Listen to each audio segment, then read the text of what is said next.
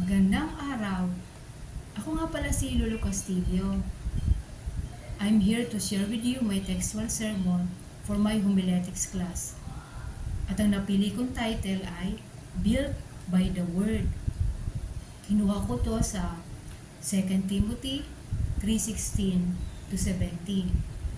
All scripture is God-breathed and is useful for teaching, rebuking, correcting, and training in righteousness, so that the servant of God may be thoroughly equipped for every good work. So, ang nakuha kong theme, the Word of God is not just a tool. It is the breath, the blueprint, and the battle gear for every servant of God. So, ang ginawa kong exegetical idea, Paul teaches that all scripture, being divinely inspired, serves a comprehensive purpose. It instructs, rebukes, corrects, and trains believers in righteousness, so that the servant of God may be fully prepared and equipped for every good work. Pagdating naman sa homiletical idea, God's Word is not just inspired. It's indispensable. It shapes, it sharpens us, and it strengthens every servant to live faithfully and serve fruitfully. Sa introduction ko po, hindi sapat ang galing, hindi sapat ang karanasan. Ang kailangan natin ay ang salita ng Diyos. As a pastoral worker, I've learned that encouragement is good, but it's not enough. Hindi ito sapat. We need direction, we need correction, and we need accountability. But above all, we need the Word of God. Paul's words to Timothy are not just for young pastors. They are for every servant who wants to stay faithful in a world full of distractions. Nakita naman natin ang takbo ng mundo ngayon. Napakaraming distraction sa ating buhay. At deception. Maraming mga hindi na totoo na nagbabalat kayo, mga fake. The Word of God is not optional. It is essential. It corrects us when we stray, strengthens us when we're weary, and equips us when we feel unworthy. Ito ang ating gabay. Ang salita ng Diyos ang ating sandata at ang ating lakas. All scripture is God-breathed. So now, let's look at how God's Word builds us, shapes us, and equips us for every good work. Ang nakuha ko po na main point, number 1, God's Word is the breath of God. Hininga ng Diyos. All scripture is God-breathed. The Bible is not man's invention. Hindi ito katang-isip lang ng tao. Ito ay hiningahan ng Diyos. It carries divine authority, power, and life. When we open the Word, we're not just reading, we're receiving the breath of God in our spirit. Sa Hebrews 4:12, ang sinasabi po dito, the Word of God is living and powerful, a discerner of the thoughts and intents of the heart. So buhay, makapangyarihan ang salita ng Panginoon. Application to point number 1. huminga tayo ng salita araw-araw. It gives us strength to obey, wisdom to lead, and clarity to endure. Sa Matthew 4:4, sabi po dito, man shall not live by bread alone, but by every word that proceeds from the mouth of God. Kaya napakahalaga ang salita ng Diyos sa buhay natin araw-araw. May tanong po ako, are you breathing in the Word daily? Or are you spiritually suffocating? Hindi ka na ba makahinga? My challenge is, don't just read the Word. Inhale it.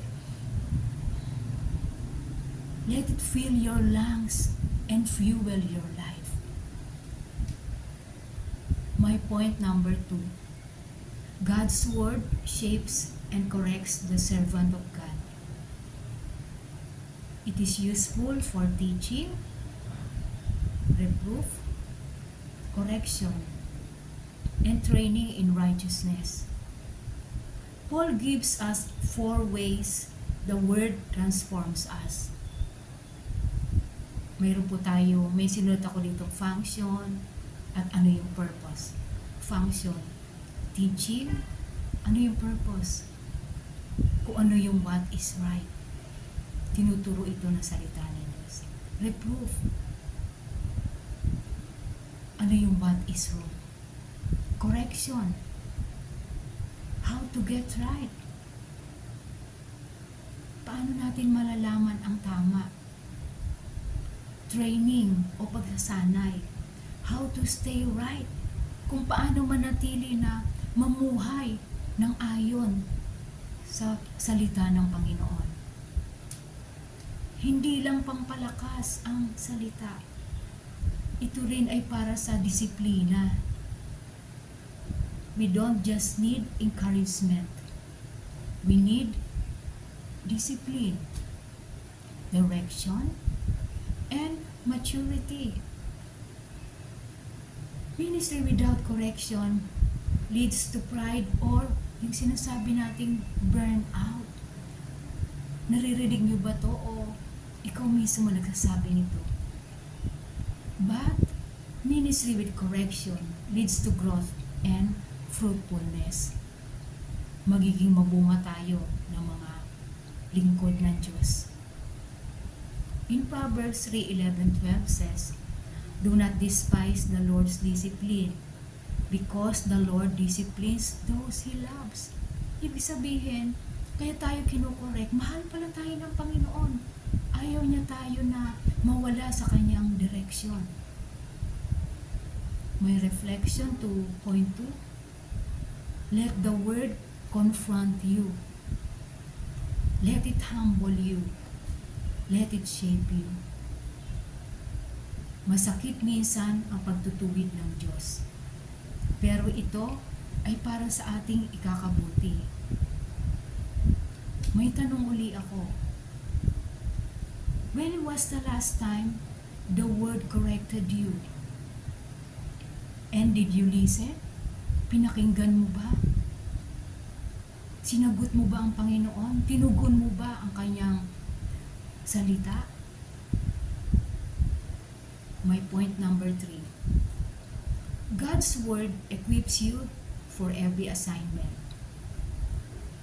that the servant of God may be thoroughly equipped for every good work. Complete, na ibig sabihin, mature, whole, not lacking.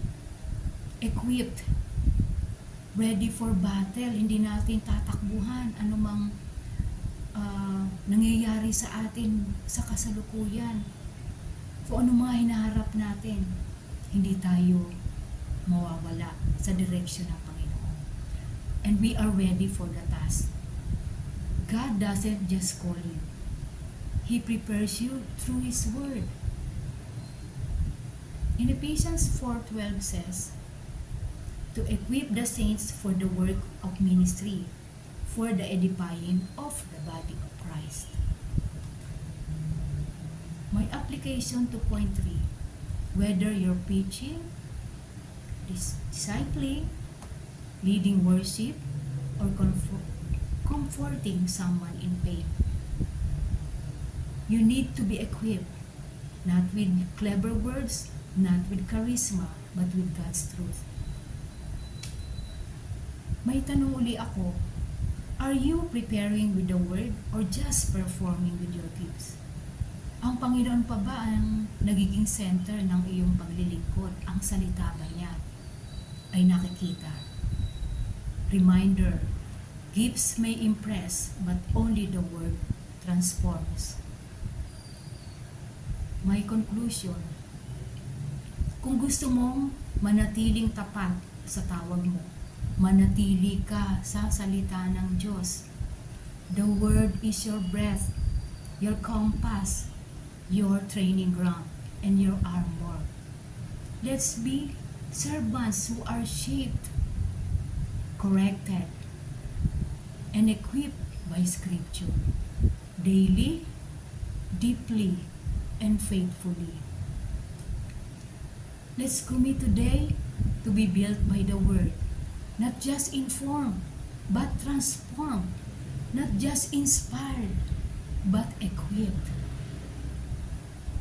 So, sundin po natin ang salita ng Panginoon, sapagkat ito po ang tunay na kailangan natin. For God's Word is our final authority in our life. Wala na pong iba. Let's build by the Word